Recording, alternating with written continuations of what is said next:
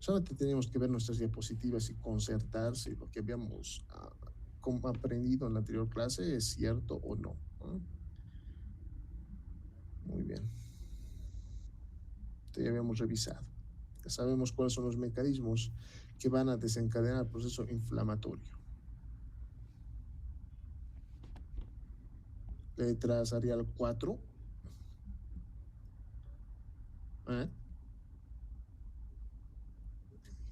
No, doctor. Voy a poner chiquitas letras. Sí, tiene que ser pequeño, pues tiene que tener espacio. En una hoja tiene que estar todo sobre la patología, imagínense, no hagan sus letras tamaño gigantesco como hacen habitualmente, ¿ya? Doctor, una consulta. Sí. ¿Cuánto tiempo tenemos para poder presentarlo lo de la patogenia? Bueno, 2 minutos, en 2 minutos me van a describir eso, ¿ya?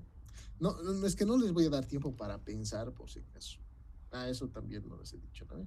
No les voy a dar, ya, patogenia, digamos, patogenia de la glomerulonefritis focal y segmentaria, perdón, de la glomerulonefrosis focal y segmentaria. Tienen 10 minutos para responderme esa pregunta. Escucha, no, pues ustedes qué van a hacer, van a ir directamente a la IA, ¿no?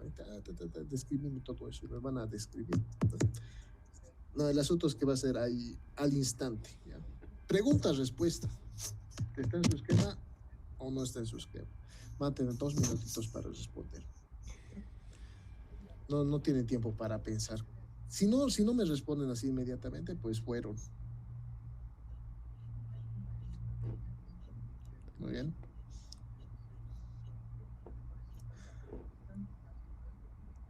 No sé, por eso utilicen sabiamente sus esquemas, ¿no?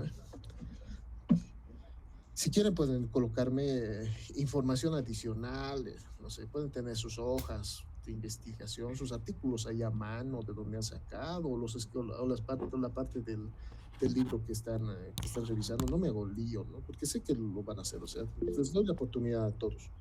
Todos tengan ahí su bibliografía a mano para poder explicar, ¿ya? Solamente que respóndanme ahí, porque si me responden ahí rápidamente, pues quiere decir que por lo menos los principios o lo comprenden bien, ¿no es cierto? Porque lo han estudiado. Ahora, si se tardan un poco, quiere decir, está buscando, ¿no es cierto? Entonces ya está buscando. Les voy a dar 5 segundos para que me puedan responder. No me responden esa franja de 5 segundos, fueron. Directamente paso al siguiente. ¿Y puede ser más de una hoja o solo una hoja? Puede ser más de una hoja, ¿no? Pero en síntesis, solamente una me van a presentar. ¿Ya? Solamente una me van a presentar. Un capítulo más grande, entonces. Puede ser, no les digo que no, ¿no? Pueden pegar 4 hojas Bond, ¿no es cierto? Formar una hoja más grande. Pero también, este esquemita, pues que les sirva después, ¿no? Lo van a colocar en su álbum. No lo van a tirar, ¿no? Esté en su álbum ahí bien cuidada, doblada y engrampada o pegada o anillada, ¿ya? Emanuel. Doctor, ¿se puede también hacer en tablet con el lápiz digital? No. ¿O tiene que ser sí o sí a mano? Sí o sí a mano. Ok, doctor. Todos a mano. En tablet digital, pues después me hago un lío, porque si les permito, pues muchos de ustedes van a querer hacer. Y si lo hacen, pues va a ser copia y pega, ¿no? Así que, no, a mano. Con una fotito me van a mandar. Nada más. Muy bien. Ahora, si no hay más preguntillas, continúen. Ya. Hemos estudiado el proceso infeccioso. Se puede ver la presentación, ¿no? Muy bien. Esto ya hemos abordado. Las vías de entrada también hemos chequeado. ¿No? Hay varias vías de entrada.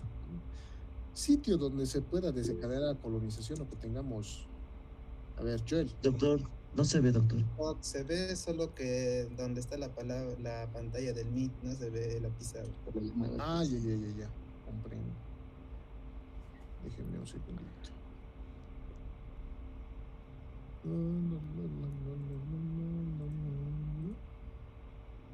Ya. Ahora, Sí, Ahora doctor. sí, doc. excelente. Muy bien. Y aquí lo voy a colocar. Hemos estudiado que también existen varias vías de entrada, ¿no es cierto? Sitios donde se pueda desencadenar la colonización, los más frecuentes son donde tenemos una colonización intrínseca ya asociada, ¿no? En la piel, pucha, en la superficie cutánea tenemos un montonazo de posibles patógenos que pueden ingresar, ¿no es cierto? Por alguna herida, por alguna lesión. En el tracto gastrointestinal también sabemos cuáles son las cualidades del tracto gastrointestinal, ¿no? Tenemos microbiota ahí afín, una microbiota saprófita, pero incluso las bacterias que pertenecen a esa microbiota, si existe un proceso lesional dentro de la pared, ¿no? Pueden desencadenar proceso inflamatorio, ¿no? Y también hay patógenos que, de acuerdo a la liberación de toxinas o la lisis de las estructuras, o que favorecen o que destruyen a las células epiteliales, pues evidentemente sí van a desencadenar también proceso inflamatorio infeccioso, ¿no? Por el tracto respiratorio, muy frecuentemente, ¿no? Todos hemos sufrido algún tipo de trastorno inflamatorio de las vías respiratorias causadas por bacterias o por virus, ¿no? Esto es también frecuente porque es una vía de diseminación, una vía de ingreso y de diseminación muy habitual, ¿no? Por el tracto respiratorio. También por el tracto genitourinario se pueden desencadenar procesos infecciosos, ¿no es cierto? En las mujeres más que en los varones, ¿no? Por razón de que existe translocación bacteriana de la superficie, ¿no? Hay tejidos en los cuales son ínclitamente asépticos, ¿no? Como la sangre, o el tejido conectivo, o el tejido linfático, el tejido nervioso, ¿no? Las estructuras glandulares. En estas no tenemos bacterias, ni siquiera en la superficie. Entonces, cuando existe contacto con un patógeno bacteriano o con un patógeno viral, ¿no? Sí o sí van a desencadenar una respuesta inmunitaria, ¿no? Pero en la piel habitualmente no se desencadena pese a que tenemos contacto, ¿no? Son zonas sépticas, el tracto gastrointestinal también, son zonas fisiológicamente y funcionalmente sépticas. En la vía respiratoria, por ejemplo, no hay, es una zona completamente aséptica. Entonces, ante la presencia de un patógeno cualquiera, pues siempre se va a desencadenar una respuesta inmunitaria, ¿no? Y ese es el mecanismo. Ingresa el patógeno por cualquiera de estas barreras, por coartación de alguna de estas barreras, tiene contacto ¿con quién? Con los macrófagos o con las células dendríticas. Ambos son macrófagos, ¿no? Los macrófagos, los monocitos o las células dendríticas, ambos son macrófagos. Ahora, estos macrófagos tienen tres funciones, habíamos estudiado, ¿no? Una de ellas es la quimiotaxis. Producen citocidas para atraer a las células inflamatorias que se encuentran a nivel vascular, ¿no? También tienen la presentación de antígenos y la fagocitosis que están relacionadas, ¿no? Consumen, llevan una parte de la molécula dentro de un epítopo hacia un ganglio linfático y desencadenan la respuesta inmunitaria, ¿no? Ahora, estos macrófagos no son completamente indemnes al proceso infeccioso, no hay población celular que puede desencadenar colonización incluso del macrófago, ¿no? Hay patógenos bien fuertes, bien resistentes que esquivan inclusive el acto de la vacuolización y de la antigenización y la vacuolización, además de la lisis intracelular, ¿no es cierto? Entonces pueden vivir dentro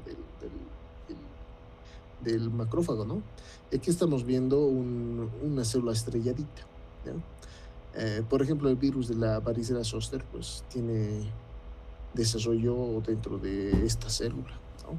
Hay sitios en los cuales los patógenos pueden introducirse y desencadenar ahí el proceso de diseminación, ¿no? En este caso, esta patología pues es recidivante, ¿no? Nunca se puede eliminar por completo. Ahora, también hay población, ahora las vías de diseminación, perdón. Las vías de diseminación. Las más utilizadas, pues, es la diseminación linfática, en la cual va a haber colonización incluso del ganglio linfático, colonización del vaso sanguíneo, ¿no es cierto? Aquí ya estamos hablando de la bacteriemia, cuando ya las bacterias, o la viremia, ¿no es cierto? Con las bacterias o los virus viajan por el torrente vascular. Una vez viajan por el torrente vascular, se van diseminando a otras estructuras vascularizadas, ¿no? Desencadenan ahí sus propias complicaciones, ¿no? Por ejemplo, el virus de la polio, que tiene básicamente apetencia por el tejido funcional del sistema nervioso. También tenemos el corazón, ¿no? También tenemos las glándulas salivales. En el caso de las endocarditis producidas por estafilococos, ¿ya? Puede desencadenarse acá también, en las glándulas salivales por el virus de la parotiditis, o en el hígado por el virus de la hepatitis y la fiebre amarilla. Estos patógenos tienen varios procesos implicados en el trayecto, inclusive de la afección de la enfermedad, ¿no? Pero todos inician por una lesión epitelial, ¿no? Por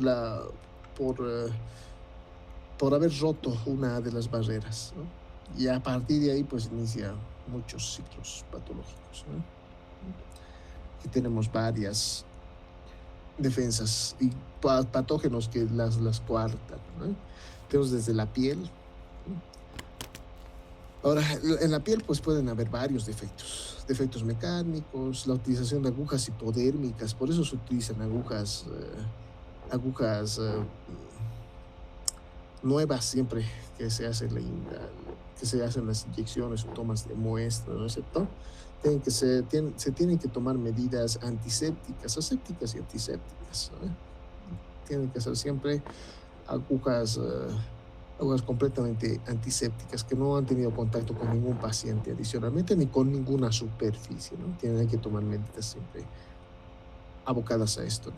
Mordeduras de animales, de artrópodos o penetración directa, pues no sé, a mi paciente lo han apuñalado, digamos. Hay que pensar que evidentemente al haber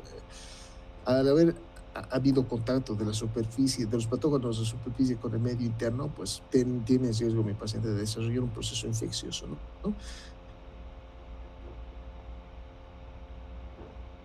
Hay el virus de la inmunodeficiencia humana, el virus de la hepatitis, ¿no? Que se transmite por esta vía.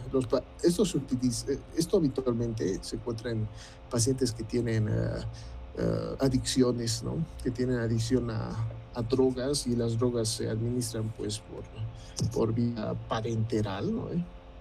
Por medio de jeringas, y iban compartiendo las jeringas, y un paciente se encuentra afectado por alguno de estos patógenos, pues contagia a todos los que se han inyectado con él, ¿no? Tenemos mordeduras de artrópodos por medio de los mosquitos, por ejemplo, se transmite la fiebre amarilla, de las pulgas la peste, ¿no? La enfermedad de Lyme también es por artrópodos, el paludismo, que es la malaria, también por mosquitos, y la rabia por mordedura de animales, ¿no? Y por penetración directa hay patógenos que directamente producen el proceso infeccioso y se introducen ahí, como los esquistosomas, ¿no? Que son gusanitos que son parásitos que viven en la fauna, ¿no? Y cuando tienen contacto con la piel de algún animal o de un ser humano, pues, y se introducen solitos por la barrera cutánea y llegan hacia la circulación linfática y la obstruyen, ¿no? Después tenemos en el tubo digestivo, uno de los sitios donde más se va a encontrar el proceso patológico, ¿no? Porque tenemos ahí patógenos intrincados ahí, ¿no? Hay desde lesiones de la barrera epitelial, ¿no? En la cual se encuentran alteraciones de la fijación y proliferación de los microbios, fijación e invasión de los microbios, la captación a través de células M. Aquí tenemos varios ejemplitos, ¿no? Alteraciones de las secreciones ácidas, por ejemplo, los quistes y los huevos resistentes de protozoos y helmintos, pues incluso resisten la destrucción desencadenada por el ácido clorhídrico estomacal, ¿no? Alteraciones del peristaltismo, ¿no? Como la suciedad del lirio, las adherencias, pues hacen que bacterias aerobias pues tengan mayor facultad para poder diseminar, ¿no? También las anaerobias, ¿no? Las asimias biliares y pancreáticas, Hay algunos patógenos que tienen resistencias a las enzimas biliares, como la hepatitis A, los rotavirus. Sí, en el aparato respiratorio también. Hay varias patologías y sus mecanismos de falla renal, ¿no? Ahora vamos a identificar algunos trastornos. La evasión de la inmunidad puede ser por varias causas, ¿no? Hay variaciones antigénicas, resistencias a las fagocitosis, resistencias a la destrucción dentro del fagorizosoma. La evasión de la apoptosis, también importantísima. Algunos patógenos tienen mecanismos tan complejos de defensa que básicamente, incluso la apoptosis celular, que es un mecanismo de la respuesta adaptativa, ¿no? Incluso favorece que no le hagan caso, las células no entren en estado de apoptosis y sigan proliferando. Esto se ve en las patologías virales más que todo, ¿no? Esto también es frecuente, la resistencia de las defensas por medio de citocinas, quimiosinas y de complemento, ¿no? Algunos patógenos no expresan incluso PAMP, no expresan los patrones moleculares asociados a patógenos y no pueden ser reconocidos ni por el anticuerpo ni por la célula inmunitaria, ¿no? También existe inhibición de presentación de antígenos, inhiben o presentan una molécula que no es afín para el reconocimiento, ¿no? O la mutación de esta molécula hace que no sea reconocida este patógeno y pueda diseminarse y pueda colonizar durante más tiempo el proceso inflamatorio, pero en un órgano en especial, ¿no? La inhibición de la actividad linfocitaria, como sucede con el VIH, ¿no es cierto? El VIH afecta aquí a la CD4. Y al afectar a la CD4, a la célula CD4, los helper TH1, ¿no? Impide pues el proceso TH1 y TH2, lo que hace es impedir el proceso de la formación de la respuesta inmunitaria, ¿no? Y el estado de la latencia. El hecho de que un patógeno pues se encuentre justo en vía nerviosa, y en el tejido nervioso pues es difícil para el sistema inmunitario acceder a él porque es una zona restringida, ¿no es cierto? Y entonces aprovecha el patógeno para proliferar ahí y recidivar, ¿no es cierto? Prolifera mucho, desencadena trastornos inicialmente muy lesionales, se cura el paciente o deja de existir esa expresión viral o bacteriana y nuevamente regresa al estado de latencia, ¿no? Hay varias anormalidades acá que favorecen o que el mismo patógeno produce para desencadenar tolerancia inclusive al proceso inflamatorio, ¿no? Estamos viendo algunos casos que también hemos visto, ¿ya? En el caso de los patógenos virales, pues tienen estos mecanismos, ¿ya? Ya. Ahora, vamos a ver las patologías virales como tal. ¿Cómo se presentan las patologías virales? Les había adelantado algo, ¿no? Las patologías virales lo que van a desencadenar más que todo son cambios celulares, por si acaso. Vamos a ver células distópicas, dismórficas, pero que todavía tienen cierto grado de congruencia con un tejido sano. O sea, no son completamente dismórficas, ¿no? Tienen citoplasma, tienen núcleo, solamente que sus núcleos y sus citoplasmas se encuentran completamente dismórficos, ¿ya? Ahora, ¿qué son los virus? Hemos visto que los virus son partículas infecciosas, ¿no? No son estructuras vivas en sí, ¿no? Son partículas de ADN o de ARN envuelto en una cobertura o en una membrana proteica, en una cápsula o cápside, ¿no? Algunos incluso tienen una cubierta lipídica que impide que puedan ser reconocidos también, ¿no? Estos tienen replicación únicamente intracelular. En nuestro esquema habíamos abordado esto. A ver, ¿dónde está mi esquemita? Aquí debe estar. Un virus es muy pequeño, es muy chiquito, ¿no? Y entonces este va a aprovechar, siempre tiene el virus, aquí siempre va a desencadenar cambios intranucleares o cambios intracitoplasmáticos. La replicación viral depende de célula, no puede reproducirse solito, ¿cierto? No puede replicarse solito. La replicación siempre tiene que ser aprovechando moléculas que se encuentran dentro de una estructura celular, ¿ya? ahí es donde lo va a aplicar. Si es un ADN o un ARN, ¿dónde se encuentra? Pues el ADN y el ARN dentro del núcleo celular. Entonces tienen que abordar hasta este espacio, tienen que atravesar varias barreras celulares para llegar hacia ese espacio y desencadenar ahí los cambios, ¿no? Para la replicación. Entonces es básicamente su estructura y su cualidad está abocada únicamente hacia la infección, ¿no? Tienen que introducirse dentro de una célula, ¿no? Ahora, los síntomas van a depender de las respuestas de las células infectadas o de la respuesta inmunitaria, ¿no? Habitualmente la respuesta acá en las patologías virales pregunta de examen, al que le toque esto le voy a preguntar, desencadena respuesta adaptativa, ¿ya? No produce respuesta inmunitaria innata. Aquí lo más frecuente es que vamos a encontrar respuesta inmune adaptativa, linfocitosis y monocitosis en el tejido afectado. Porque ya les he dicho, la patología es intracelular.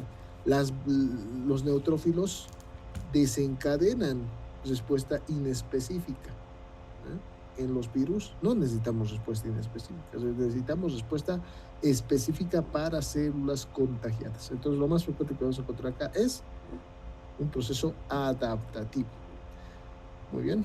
Pueden tener una replicación rápida y causar muerte celular extensa, ¿eh? O pueden parasitar de manera crónica células e integrar su genoma a la célula huésped. Eso también es importante. Al estar en el medio intracelular forman una estructura que resguarda pues, su integridad, ¿no es cierto? Están enmascaradas dentro de una célula. Toda la célula sigue desarrollándose pese a estar contagiada por un virus, ¿no? Y el virus se aprovecha de eso. Lo que desencadena es que la célula no cambie su membrana, pero los cambios intracelulares sí pueden ser plausibles, ¿no? Estamos viendo la característica de un virus, ese ADN o ARN dentro de una cápside, ¿no es cierto?, que se encuentra envuelto. Puede tener incluso una barrera de lípidos, ¿no?, los cuales favorecen que puedan ingresar y puedan desarrollar anormalidades dentro de varios procesos celulares, ¿no? La replicación nuclear puede desencadenar alteraciones en la síntesis de proteínas, alteraciones asociadas hacia la transcripción ribosomal, etcétera, etcétera, etcétera, ¿no? Estamos viendo lo mismo. El virus engaña pues al receptor, se introduce dentro de la estructura celular, empiezan a desencadenar replicación, afectan la formación de proteínas, ¿no es cierto? En muchos casos lo que vamos a ver es una afección completa del metabolismo celular asociada a la formación de proteínas anómalas, ¿no? Lo cual a la larga va a desencadenar la dismorfia de la célula. Se empieza a llenar, sufre de hematización, es bien clara. Las patologías inflamatorias virales son bien fáciles de poder identificar porque acarrean esto, cambios celulares, ¿vean? La célula es dismórfica, esta célula no es similar a esta, ¿no? Porque esta se encuentra afectada, se encuentra infectada. Ahora, a nivel membranoso, pues la hace poco reconocible porque no cambia mucho la membrana. Toda la normalidad, toda la afectación se encuentra a nivel núcleo citoplasmático. Entonces la célula empieza a crecer, empieza a englobarse, ¿no? Y aquí evidentemente como es un trastorno celular, pues tiene que tener respuesta del sistema inmune adaptativo, ¿no? Aquí estamos viendo otra célula que ha sido afectada por el citomegalovirus, ¿ven? La célula empieza a crecer de manera desmesurada, empieza a vacuolizarse, en este caso ya se está fragmentando, ¿ven? Su citoplasma aquí ya se encuentra completamente heterogéneo, como si se hubiera roto, ¿no? Y aquí, precisamente, estas vacuolas del citoplasma se están liberando. ¿Y qué tienen las vacuolas? Virus, ¿no? Nuevos cuerpos virales, los cuales van a infectar a las células que se encuentran en las proximidades, ¿no? Pero características acá, pese que es una célula bien dismórfica, es una célula bien irregular, ¿no? Todavía conserva características celulares de célula normal. Conserva núcleo, conserva citoplasma, ¿no? Pero tan raros ambos, ¿no? Aquí estamos viendo otro trastorno, ¿no? Los linfocitos atípicos de la mononucleosis infecciosa, ¿no? Pueden incluso proliferar algunos patógenos los patógenos virales dentro de las células inmunitarias, ¿ven? Estas células bien grandes, ¿no? Núcleos bien irregulares, no son núcleos circulares, ¿no? estamos viendo. Entonces, los trastornos abocados hacia las patologías virales siempre van a desencadenar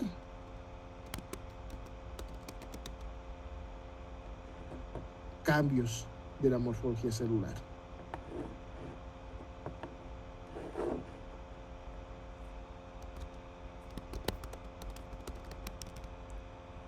¿Ya?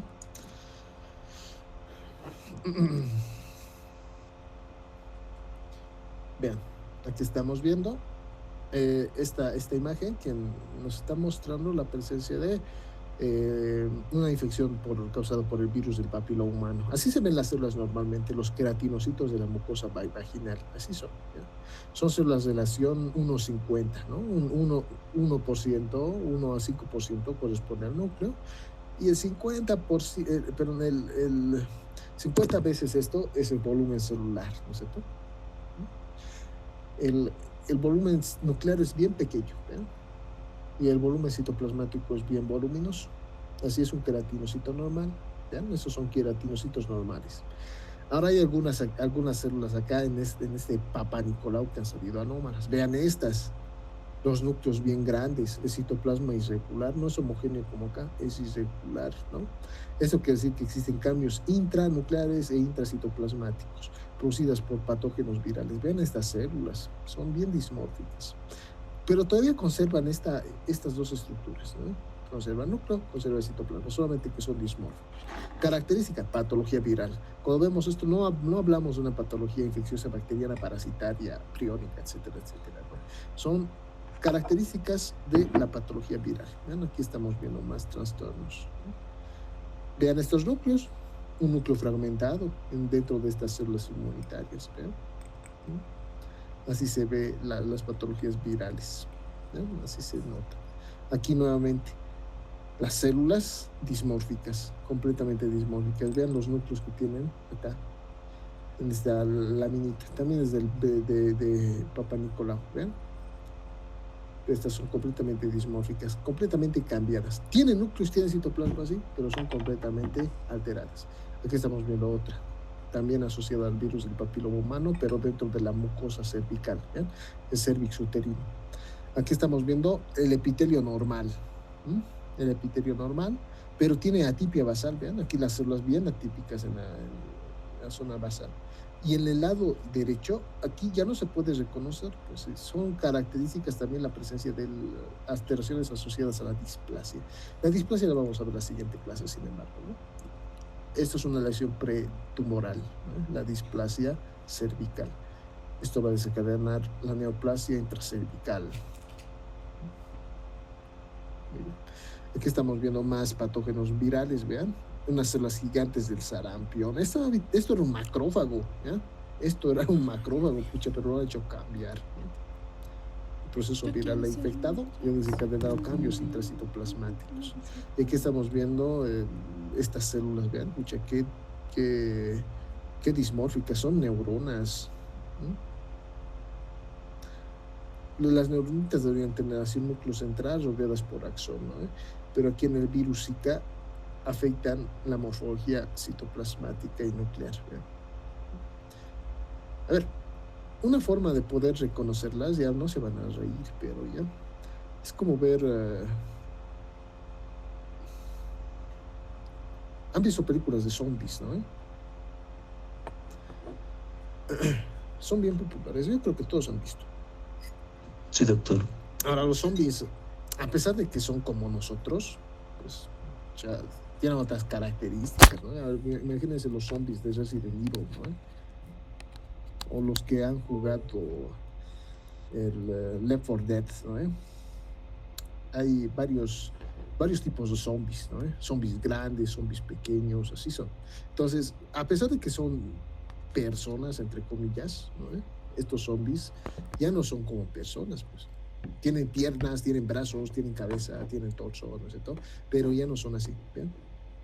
Todas las células son dismórficas, todas las células son alteradas. En su morfología son bien irregulares, ¿no? Es lo que caracteriza a las infecciones virales. La célula sigue siendo una célula, pero es completamente alterada. Hasta que revienta, ¿no? Explota Ahí ya no vamos a ver el núcleo ni el citoplasma, pero no explotan varias a la vez, ¿no? Explotan de una en una, entonces vamos a ver ahí un proceso inflamatorio alrededor. ¿Y qué células vamos a ver ahí? Como en las películas de zombies, ¿no? No vamos a ver directamente a los militares ahí, tratando de contener.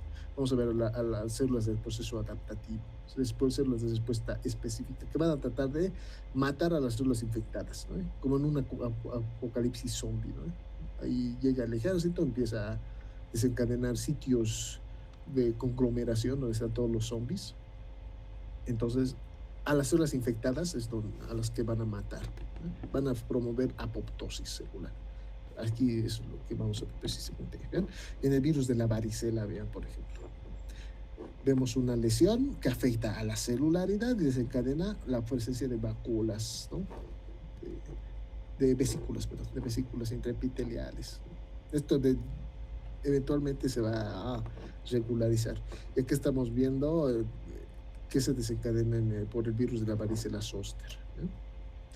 Aquí dismorfia de las células gliales, no afecta a las células gliales esta patología. Entonces empieza a desencadenar que estas células se vuelvan zombies, pues las células que se encuentran ahí, ¿cómo se llaman estas células? Se denominan los oligodendrocitos o las células de Schwann, ¿no? Estas células empiezan a dismorfiarse y empiezan a alterarse. Ahí está. Así son las patologías virales. Bacterias. Ahora, les he dado un ejemplito, ¿no? Piensen en patología, una apocalipsis zombie, cuando piensan en virus, ¿no? En el caso de las bacterias, pues piensen en una guerra, ¿eh? Porque son células como las nuestras, ¿eh? Solamente que esas células se aprovechan de nuestras células y desencadenan esta así respuesta inmunitaria innata y adaptativa, ¿ya? Las bacterias son más grandes, son más complejas, ¿no? Hemos visto que aquí en nuestro esquemita, pues estas sí pueden desencadenar un daño y están abocadas muchas de ellas a desencadenar daño directo dentro del componente celular, ¿ya? Las bacterias básicamente aprovechan nuestras células para poder sobrevivir. También son estructuras que van a necesitar tener contacto con un sustrato nutricional, ya sea por fuera de la célula o dentro de la célula para poder proliferar, ¿no? Estas sí tienen una reproducción dependiente de sustento nutricional, ¿no? Sufren mitosis, ¿no? Sufren un ciclo asexual, lo cual tienen ya tienen comida, empiezan a proliferar y a crecer sus poblaciones, ¿no? Pues hay de varios tipos también, ¿no? Hay las bacterias esferoides, ¿no? Los cocos, los bastones, los bacilos y las espirales o espiroquetas, ¿no? Se pueden clasificar también el patógeno de acuerdo a su forma, ¿no? Estos se pueden encontrar individualmente asociados o incluso se pueden encontrar en cadenas o en grupos, ¿no? Como pasa con los estafilococos, los estreptococos, ¿no? Pueden estar asociados así. Ahora, aquí el daño al tejido es producido por toxinas bacterianas o por la respuesta inmune, ¿no? Si estas se tienen que encontrar en la superficie de algunos tejidos, hemos dicho, ¿no? Los patógenos no son patógenos, pero se encuentran en la superficie, ¿no? Son flora saprófita. Pero no hay problemas si se mantienen en su sitio, o sea, si se encuentran en la superficie de la pared gastrointestinal. Ahora, si estas por alguna normalidad empiezan a introducirse dentro del tejido conectivo, ahí ya vamos a ver el proceso inflamatorio, ¿no? Entonces aquí hay varios tipos.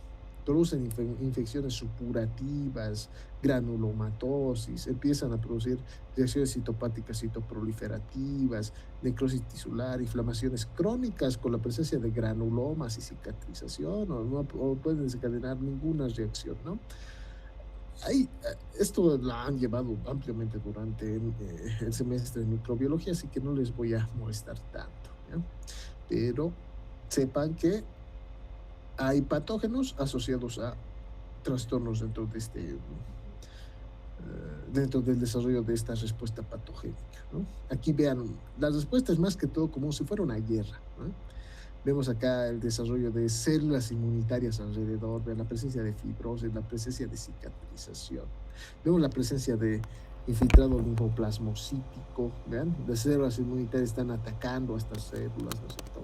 Aquí han hecho una trinchera a las bacterias, están tratando de desencadenar todavía un proceso infiltrativo alrededor, pero el proceso inmunitario se lo está impidiendo, ¿no? Aquí estamos viendo el herpes en la mucosa, ¿ven? Pero esto es del tema previo. Aquí estamos viendo los esquistosomas, ¿ya? Que van a desencadenar, miren, huevitos calcificados. Ahora, dentro de las bacterias, pues tenemos clasificaciones, las gram positivas y las gram negativas, ¿no? Las gram negativas tienen más componentes dentro de su pared, ¿no?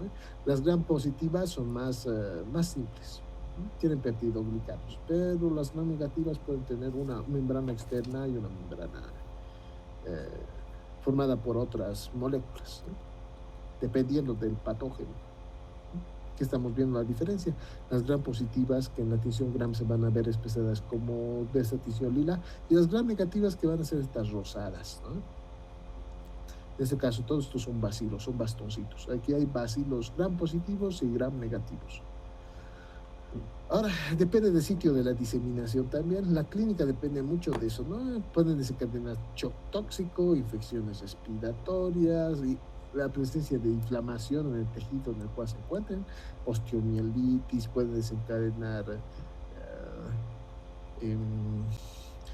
procesos inflamatorios infecciosos del parénquima de los tejidos. Hemos estudiado, por ejemplo, las glomerulonefritis, puede desencadenar cistitis, etcétera, etcétera, etcétera, ¿no? Ahora, también pueden desencadenar procesos abscedativos en los cuales existe proliferación, ¿no? Pueden desencadenar abscesos, forúnculos, puede desencadenar las lesiones intradérmicas del carbunco, el limpético, o incluso desencadenar purulencia en heridas. En órganos, si se diseminan hacia órganos que habitualmente son asépticos, desencadena también proceso inflamatorio en ellos, como en el caso de endocarditis, ¿no? Ahora, tienen vías de diseminación siempre tienen foco de ingreso, por si acaso. Y cuando ustedes vean una sepsis, cuando ustedes vean un shock séptico, pues lo primero que tienen que identificar es el foco de ingreso, ¿no? Porque si no se identifica el foco de ingreso o el sitio de ingreso, pues no vamos a poder llevar una terapéutica adecuada, ¿no? Estamos viendo los procesos que se encuentran asociados hacia esto, ¿no? Siempre va a haber respuesta inmunitaria, siempre va a haber contacto con el macrófago va a desencadenar quimiotaxis, la quimiotaxis va a desencadenar la activación de la vía adaptativa por medio de los helper, ¿no? Los linfocitos, los cuales van a desencadenar que los linfocitos T produzcan citotoxicidad, que los linfocitos B produzcan anticuerpos, ¿no? Y además van a desencadenar que si la lesión se complica, pues no solamente quede en supuración, que no solamente quede en lisis, sino que se desencadene también una respuesta asociada hacia el granuloma, ¿no? Esto también ya habíamos estudiado en el proceso infeccioso, ¿no? Cómo está conformado el granuloma, etcétera, etcétera, etcétera. Aquí estamos viendo algunos trastornos, ¿vean? El granuloma gaseoso, este es de la tuberculosis, es un absceso, ¿no? Pero este absceso no es controlable. Entonces, alrededor de la célula de la necrosis se va a desencadenar una respuesta inmunitaria adaptativa. Vean, las células epiteloides, las células de Langhans, vean aquí las células gigantes donde las vamos a poder notar. Aquí están las células de Langhans de la tuberculosis. Absceso, fibrosis, necrosis, cicatrización, células epiteloides, y en las capas de células epiteloides los macrófagos gigantes, ¿no? Las células gigantes multinucleadas. Aquí estamos viendo más células gigantes. Y en la tuberculosis, dentro de los macrófagos, vean, bacterias resistentes incluso a la fagocitosis del macrófago. Dentro de los macrófagos, población intracelular del bacilo de Koch, ¿vean? Es un bacilo gram negativo bar, ¿no?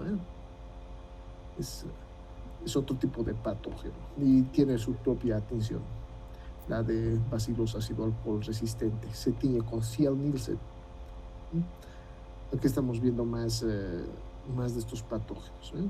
Desencadenan la presencia de múltiples focos lesionales dentro del parénquima pulmonar hasta que desaparecen, ¿eh? Desaparecen grandes áreas del parénquima, desarrollan cavernas tuberculosas. Incluso pueden migrar hacia otros patógenos, tienen vías de diseminación en los cuales pueden dirigirse hacia órganos parenquimatosos, riñón, puede haber tuberculosis renal, puede haber tuberculosis ósea, la enfermedad de Pott, puede existir también tuberculosis en el bazo, puede haber tuberculosis en el testículo, haber tuberculosis cerebral, ¿no es cierto? Depende de la vía, de cuánta cantidad de patógenos hayan y cuántos hayan podido acceder hacia la sangre, ¿no? Porque se vino por vía hematógena. Vean acá.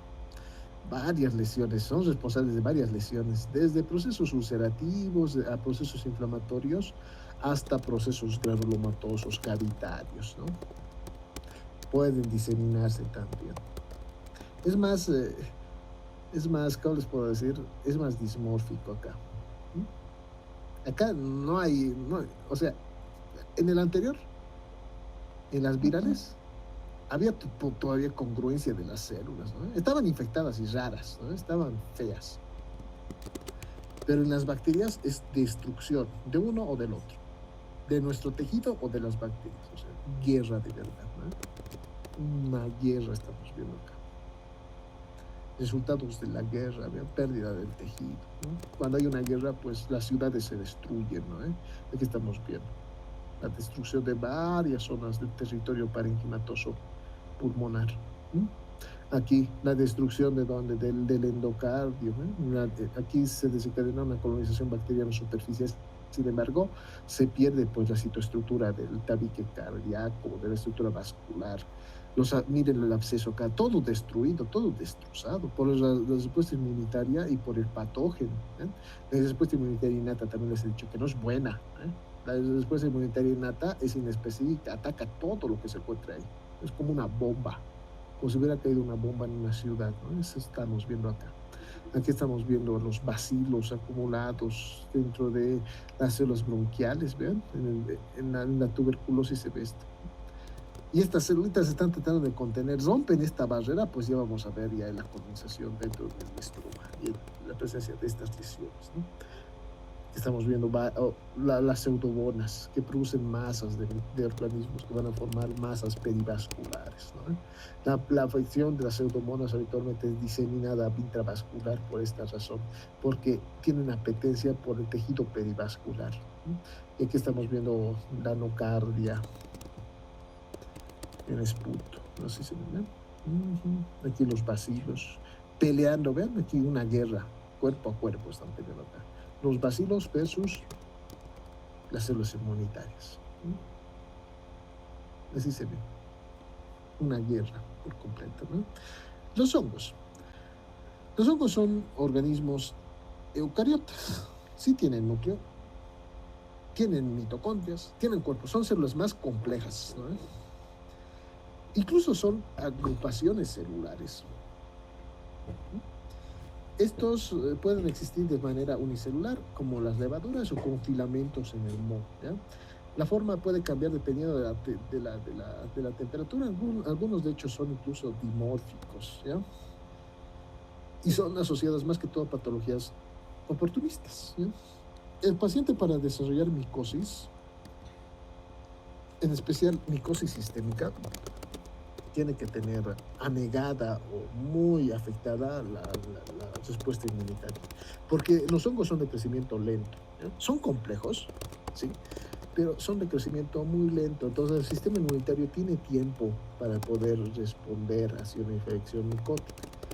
Cuando disminuye las células inmunitarias o la respuesta inmunitaria es cuando estas aprovechan para crecer, ¿ya?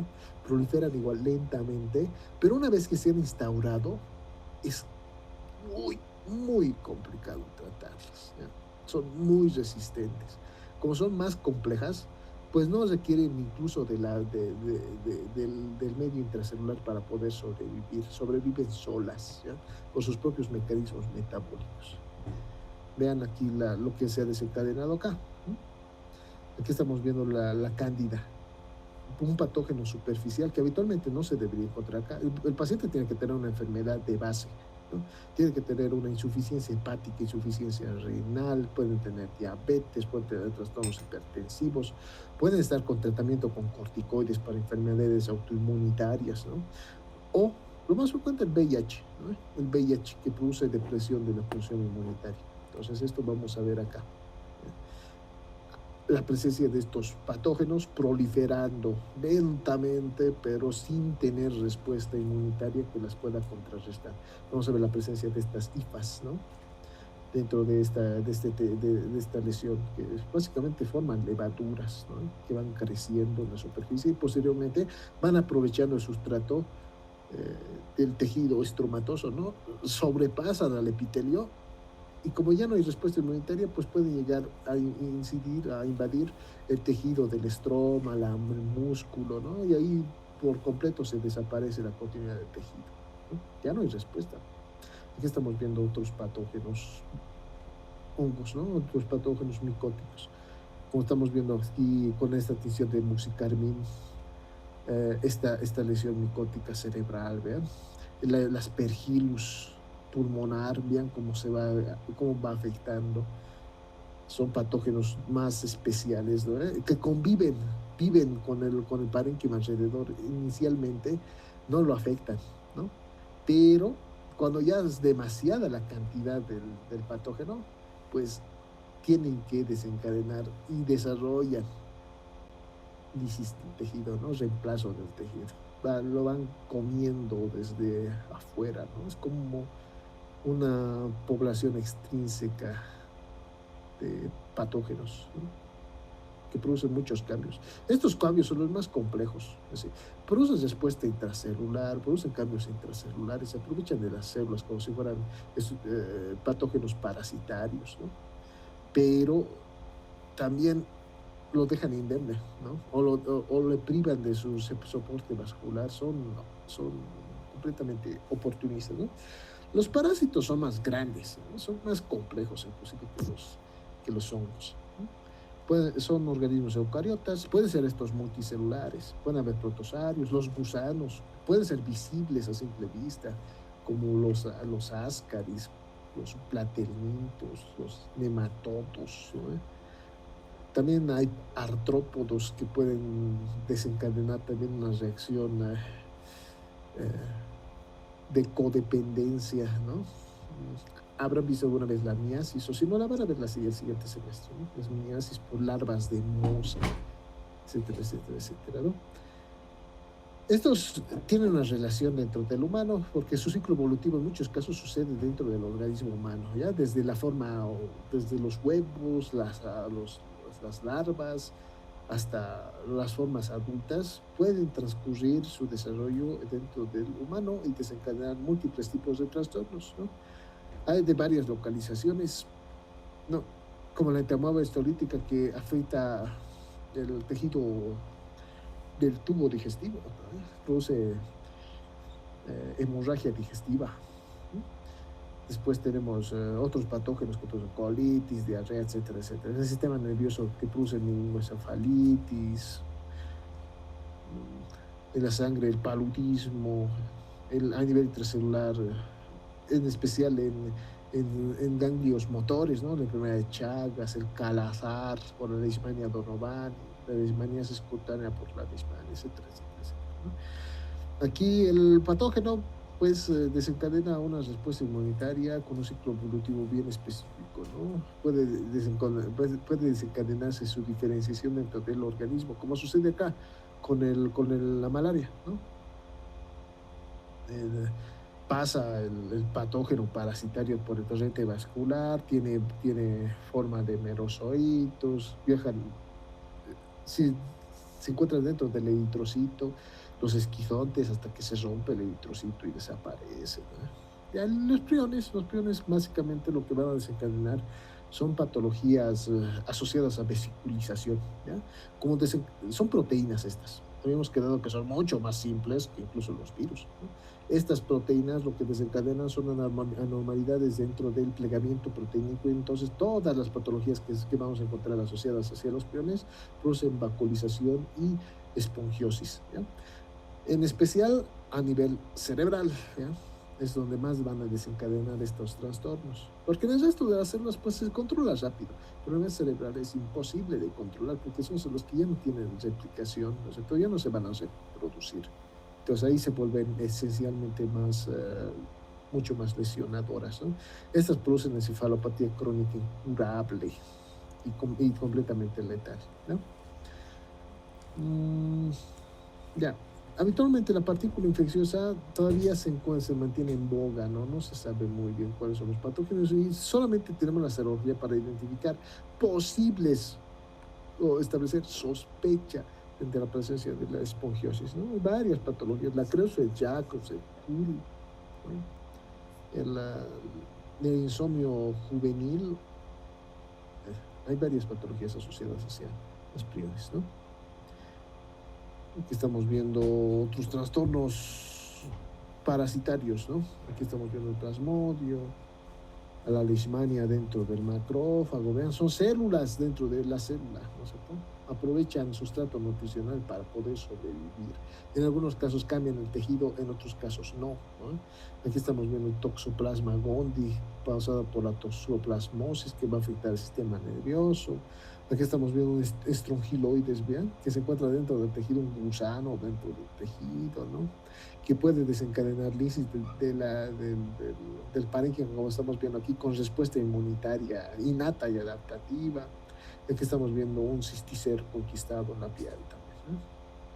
Estamos viendo más patógenos bacterianos, vean. Patógenos parasitarios, perdón. Los patógenos parasitarios lo que van a desencadenar son cambios dentro de la célula, o son como mixtos, ¿no? Dentro y fuera de la célula.